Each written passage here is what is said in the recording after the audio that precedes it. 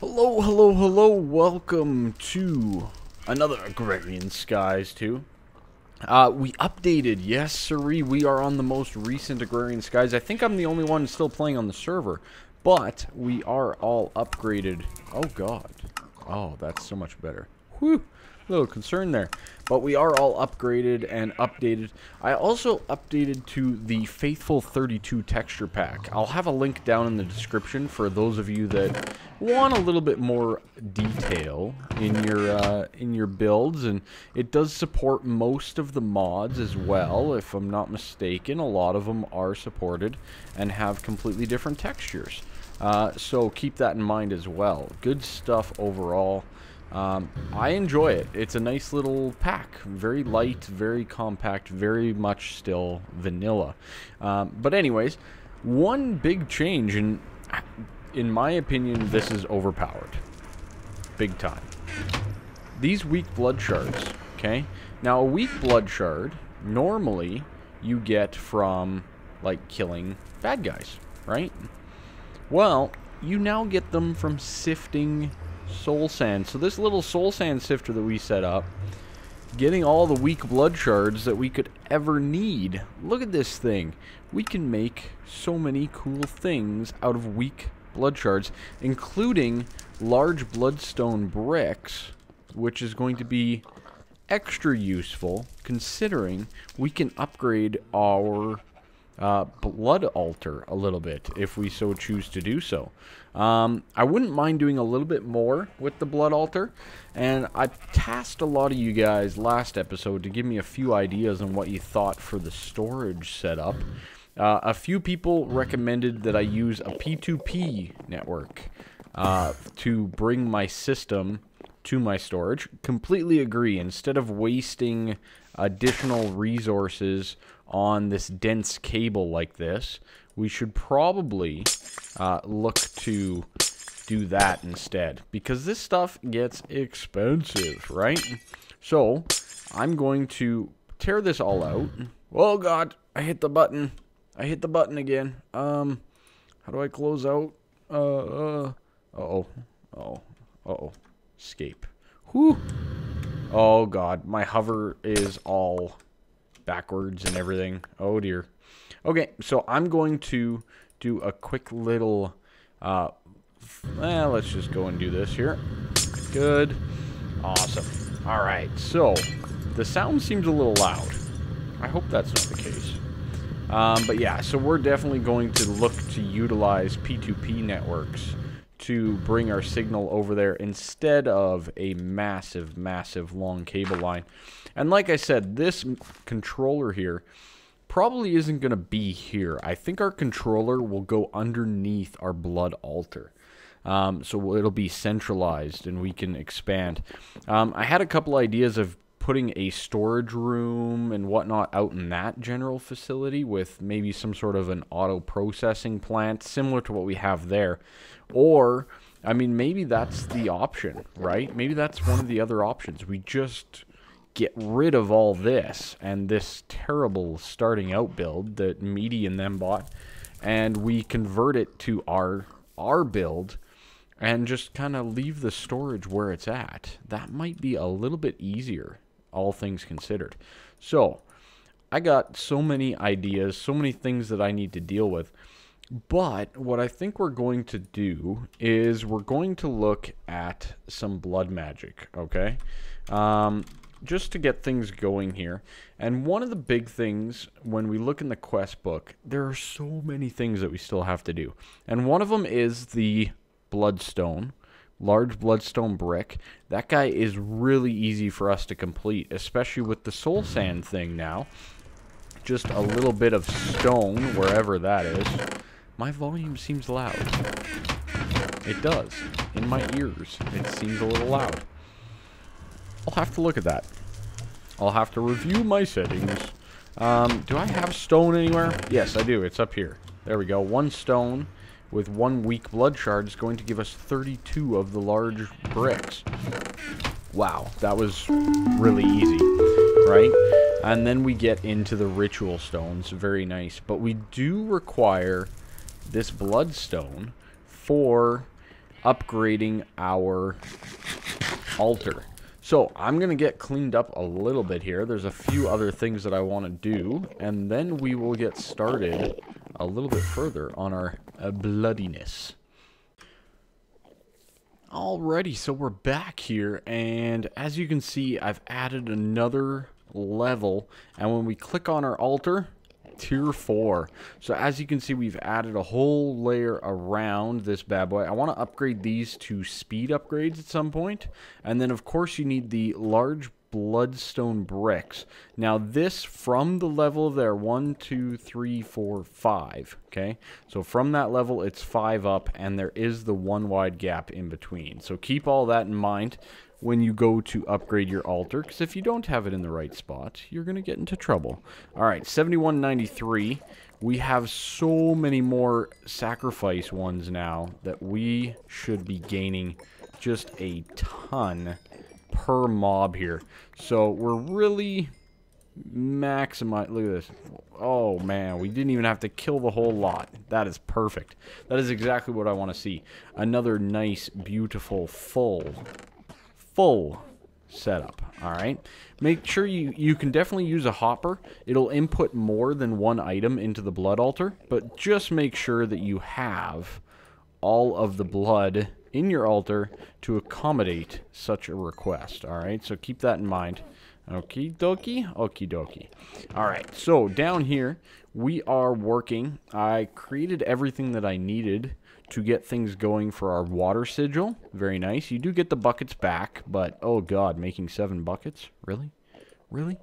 And bingo, we can claim that reward of a water-infused stone. Not necessarily great, but not that bad either. There's a few other things that we can do. Blood tanks are one of them, that we can do those. But what I think we're going to do next is the blood lamp. Alright, the sigil of the blood lamp is pretty straightforward. We can put our sigil of water in there, and like anything, we can how does that work again? Shift. I can't remember how to switch between them, but that's fine. So there we go, we got more of that. That's good. Let's see where we're at. Let's fill it up. We need to get the next level up. So those ones take 5,000 per. So we need 15,000 total LP or more in this system to get this bad boy going. Okay, so there's 2 in there. Probably just kill off the rest here. Get our LP up a little bit. Boom. Not bad, not bad. We need more capacity is what we really need. Holy cow, do we ever. And we can probably put in the last one now. Those guys will all do their thing for sure. So they are cooking as we speak. The water-infused stone. Very nice, very nice. These guys here, I think, make the blood tanks. Do they not? I'm pretty sure that the weak shards, do they not make blood tanks? Let's see. I thought they did. Oh, maybe I'm mistaken. Okay. I thought that they made the blood tanks, but I guess not. And I don't... Where are the blood tanks? Okay. I don't see them on here even. So that's interesting. Let's look it up while we can. Blood tank. There we go. Blood tank level 1. Red stained glass. Okay. Well, that ain't too bad, right? Oh boy, and look at that. We have our 3 imbued states. Very nice. Okay, so let's go with the sigil of the blood lamp, which is this guy right here, which takes 3 imbued slates, a torch, and some glowstone, and then our orb. So let's head on over to the little base over here. Nothing too crazy. It's filling up fast. We had to make a few upgrades to our quartz because there was stuff all over the place. Let's put it that way. So we need to get ourselves a little bit of glowstone. And it was, I'm pretty sure it was 4 blocks of glowstone. We have a torch. All of my crafting benches are full. Alright, there we go. That goes across like that, and boom. What? Shaped orb crafting. What the heck is shaped orb crafting? What? How do you do shaped orb crafting? Very confused. Is there like a crafting one? I thought that this was just an easy one to do. No? I'm pretty sure it was. Well. Shaped orb crafting. I'm going to have to look that up because I thought that you could just put these in a crafting bench. Just saying. Ah, I figured it out. I had the wrong orb in there. I had the apprentice instead of the magicians. So there's our sigil of the blood lamp. I figured that that was right. And we get a magnum torch? What? That is freaking awesome. Now, if I'm not mistaken, a magnum torch will not affect our spawns over here even. So we can slap this guy down.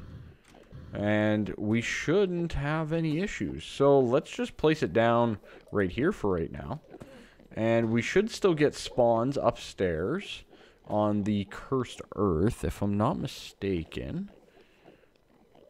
Do we? Let's find out. I'm pretty sure we do. Maybe? Cursed earth, I used to override this. So, yeah, they're still spawning. Okay, great. Perfect. So now, we are pretty much mob-free on our island. We can't die to mobs, other than cows and whatnot. So, that is great. That is fantastic. I am very excited about that. Alright, there we go. Oh, man, that return of blood is beautiful. Bam, and full. God, I love it. Okay, so we claim that quest reward. We got the magnum torch, very nice. The next one's transportation and teleposition, I don't believe we can do. As we might be able to do the green grove and the magnetism. Let's take a quick look. Magnetism's quite easy. We can do that up quite simply, as is the green grove. Okay, so we need one imbued. And we need one reinforced slate. So let's get those guys going. We should have enough. Boom. We can throw in those two. They can both get upgraded accordingly. And then we can upgrade one of them to the next level. So we need some sugarcane, some oak saplings. And any orb will probably do the job. So we'll just throw in the magician's orb for right now. Let's put that there and get some of this going. I don't like keeping that many buckets on me. It's a little unnecessary. And let's load this into our blood lamp as well. Yes, there we go. Okay. So, this blood lamp, at the cost of some LP, which we don't have our orb on us, so if I put that on us, we can use this to basically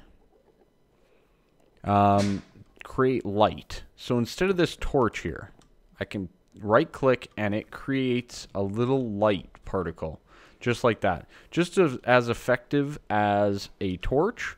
And then same thing here with the water one. We can basically just create water as we want to. All right, so very good, very nice upgrades. Oh boy, okay, I left it to cook a little bit too long. That's all right. Let's do that. That can happen, just saying. I've done it numerous times. Okay, let's get this guy prepared for the sigil of the green grove, okay? Boom, let's get some more blood in there. And hopefully we get a nice transmutation here. Very nice, very nice. I'm starting to feel quite a bit better, which is good. There we go. We got the reinforced slate. That's the one we were targeting in the first place. So let's go get our oak and sugarcane. And hopefully this will do the job. 1, 2, 3 of you. And then for the magnetism one, we needed 4 iron blocks and 3 gold. Okay, so let's take out a stack of iron and just get ourselves 4 iron blocks, just like that. Boom, we can put the rest back and head back on over to our crafting table. Very good. Very nice. So our sugar cane, like so, and this, like so, is going to give us the sigil of the Green Grove. And then this around an imbued state and a little bit of gold, which I happen to have just some over here, should give us our sigil of magnetism. Now, the sigil of magnetism is one that we do not require. Because we went the Britannia route, we have the magnetizing ring. So, not one that I'm going to be dealing with very much, but the sigil of the Green Grove is quite the awesome thing. So, for the cost of, again, some LP, so let's get our orb on us, which has a decent amount, we can increase the tick rate of things that are growing. Okay, so let's farm up this wheat, for example, and turn on the sigil of the Green Grove. And you should see this stuff growing quite dramatically. And it is at the cost of some LP, but that stuff is shooting up quite nicely, if I do say so myself. So we can power out some garden-related stuff with this sigil of the Green Grove, and then just turn it off again for when we don't require it. Okay? Very nice. Very nice. There we go. Back onto our divination sigil. Always make sure you're on the right sigil, just saying. It's usually quite helpful. And we did get some nice beef Wellingtons. Very good, very good. Let's dish off some of this stuff. I'm going to double check the time on the video. We've been doing quite a bit of stuff, and I want to make sure that we haven't actually gone over our time. So I shall double check that, and we can carry on. Alrighty, so this is going to be a little bit of a shorter video, but as you can see, we are pretty much at wrapping up point. There is one other one that I do want to do, so let's slap that guy in there and get some of that converting over. Basically, the one that we are doing is the Altar Diviner here, which is going to give us a spawn cow egg and some reward bags. Very nice. I have a hard time seeing the thing. Can't tell what's on there. But I guess we can have a look-see. There we go, Altar Diviner. Very nice. Let's pick the reward bag. Why not? Beautiful. Alright, so I think that's going to be about it. We're only at about a 20-minute video, but I need to make more hamburgers. I need to do a few other things here. And yeah, there's lots that still needs to be done. Let's finish it up by opening a couple of bags. A greater and a good Morvi Decor, a wall banner, really.